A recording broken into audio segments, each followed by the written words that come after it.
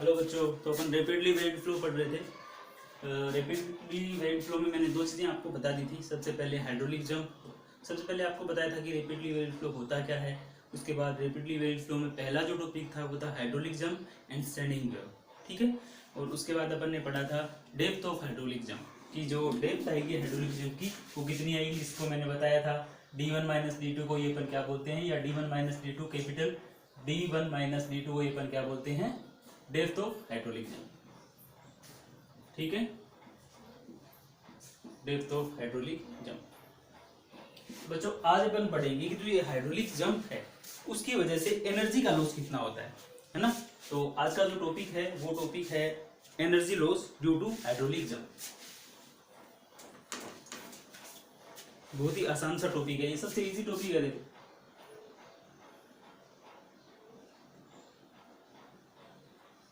Energy loss due to hydraulic jump.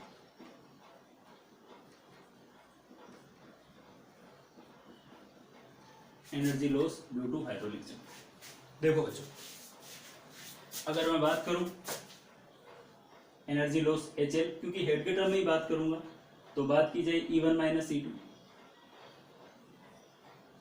मतलब अगर ये मेरा हाइड्रोलिक जंप था, जैसे मैंने ये डायग्राम बनाया, हॉरिजॉन्टल ले रहा हूं बच्चों, है ना। यहाँ से कुछ ऐसा हुआ, ऐसा कुछ हुआ, ये मेरा अगर सेक्शन 1-1 है और ये मेरा अगर सेक्शन 2-2 है, ठीक है। यहाँ पे अगर डेप्थ D1 है, यहाँ पे डेप्थ D2 है, ठीक है। यहाँ पे वेलोसिटी V1 है, यहाँ पे वेलोसिटी V2 है।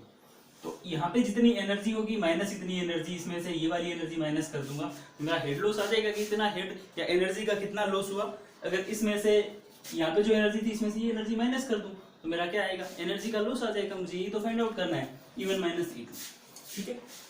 अब देखो अगर E1 की बात करूं बच्चों, तो E1 पे एनर्जी कौन कौन सी है, टोटल तीनों एनर्जी का ऐड कर लो। काइनेटिक एनर्जी, पोटेंशियल एनर्जी और डेटम एनर्जी। काइनेटिक एनर्जी यहाँ पे कितनी होगी, डेटम एनर्जी यहाँ पे कितना है, ये अपने पोटेंशियल एनर्जी D1। अगर E2 की बात करूं V2 square upon 2G plus D2। क्या जेड की वजह से कोई एनर्जी आएगी, क्योंकि जेड कोई दूसरा टर्म है ही नहीं, क्योंकि ये क्या ले लिया मैंने, बेड को क्या ले लिया बच्चों, हॉरिजॉन्टल बेड ले लिया। क्या आपको समझ में आया, क्या आपको एनर्जी पता चली कि एनर्जी ये जहां से आपका हाइड्रोलिक जंप स्टार्ट हो रहा है वहां पे 1-1 सेक्शन के ऊपर कितना है, ये आपका 1-1 सेक्शन है इतना है, और 2 पे कितना है ये। तो आप सिंपल सा इसमें माइनस कर दो तो आपके पास क्या आ जाएगी, एनर्जी लॉस आ जाएगा, है ना। तो HL की बात करूं, E1 की जगह वैल्यू पुट करता हूं,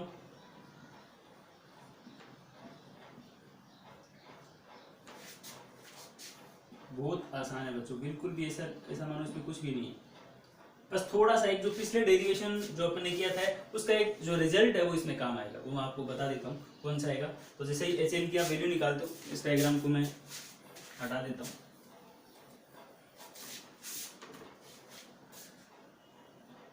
यहाँ से HL की जो वैल्यू आएगी कितनी आएगी,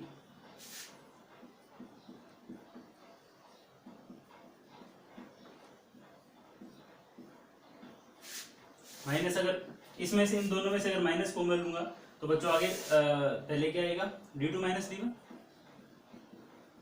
ऐसा ही कुछ आएगा।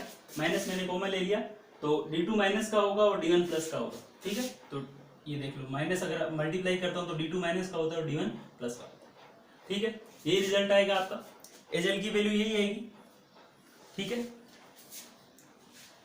अब देखिए, अब मैंने आपको बताया था इस एक में आपको रिजल्ट बता रहा था, कौन सा रिजल्ट बता रहा था, उस रिजल्ट को बताने से पहले एक चीज और बता देता हूं। देखो एक टर्म था Q, जिसको अपन ने क्या लिखा था, V1 D1 equals to V2 D2। ये Q क्या था, डिस्चार्ज पर यूनिट वेट था।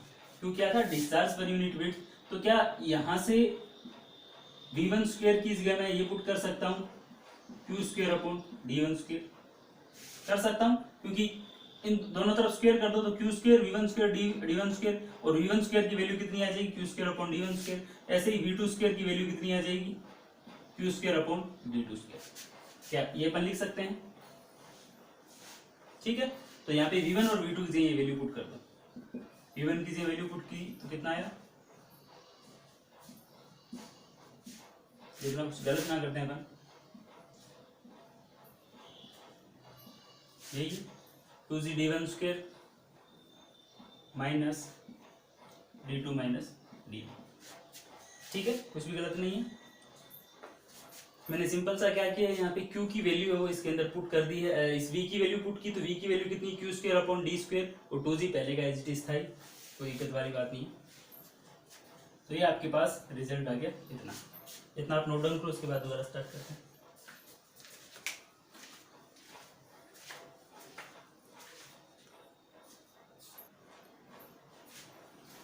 तो यहाँ पे जो रिजल्ट आया था मैंने यहाँ पे लिख लिया है दोबारा।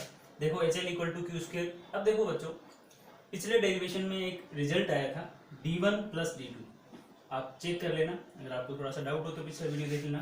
d1 प्लस d2 की रिजल्ट आया था 2q square upon g d1 d2। तो बच्चों यहाँ से अगर मैं q स्क्वायर की वैल्यू निकालने की कोशिश करूँ तो कितनी आएगी, g d1 d2 2g, sorry q square की वैल्यू निकालूंगा तो ये आ जाएगा g d1 d2 और मल्टीप्लाई में d1 प्लस d2 और डिवाइड में कितना 2। तो क्या q स्क्वायर की वैल्यू ये आ जाएगी, d1 प्लस d2 की value 2q square upon g d1 d2। अगर q स्क्वायर की वैल्यू की बात करूं तो g d1 d2 d1 plus d2 upon 2। ठीक है, यही वैल्यू आएगी। तो अगर ये वैल्यू q स्क्वायर की इसके अंदर मैं पुट कर देता हूं तो बच्चों देखो रिजल्ट क्या आता है। यहाँ से देखो HL है, यहाँ से मैं q स्क्वायर बाहर ले रहा हूँ, कॉमन ले रहा हूँ, बचा क्या नीचे q स्क्वायर अपॉन 2g भी कॉमन ले लूँ, कोई दिक्कत नहीं है। q square by 2g common ले लिया, 1 upon d1 square minus 1 upon d2 square. ठीक है, और माइनस क्या है d2 माइनस d1।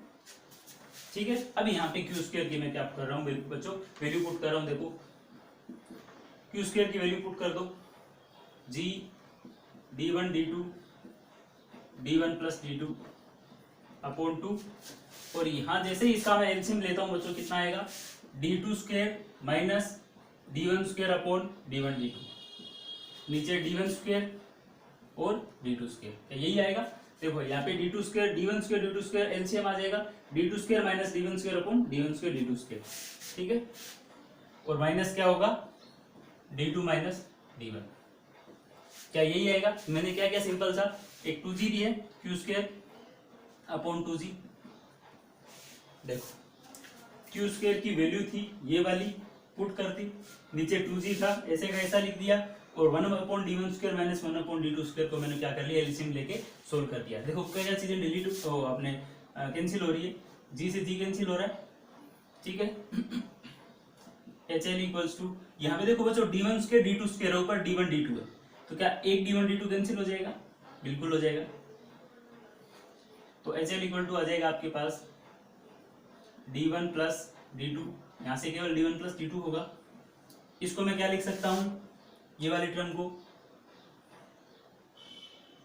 इस वाले टर्म को d2 a square minus b square को क्या लिख सकता हूँ, d2 प्लस d1 और d2 माइनस d1 लिख सकता हूँ।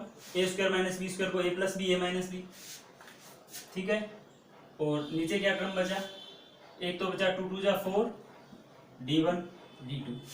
ठीक है, और माइनस क्या है d2 माइनस d2, यही है बच्चों। क्या और कुछ बचा, कुछ नहीं हुआ। इसको क्या ऐसे लिख दो, HL इक्वल टू, ये देखो d1 प्लस d2 का स्क्वायर हो रहा है, एक d2 minus d1 upon 4 d1 d2 minus d2 minus d1। क्या सही है, बताओ कुछ गलत तो नहीं कर रहे अपन, गलत नहीं करे तो आप नोट डाउन कर लीजिए।